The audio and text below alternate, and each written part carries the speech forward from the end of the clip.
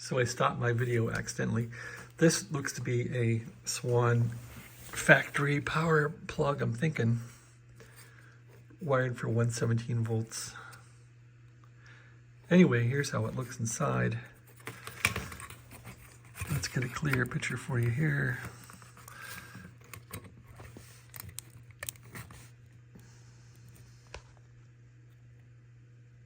There you go. Pretty clear, right?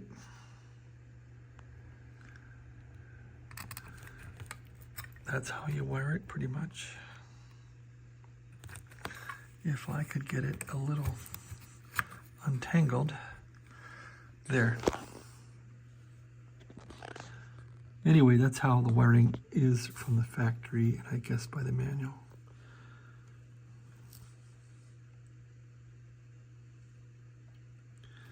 If it gives you an idea of what you need to do. All right? To wire one of these. Heaven forbid you buy one of these plugs, so you can go for 25 bucks just for the plug. Okay, thanks for watching. Have a great day.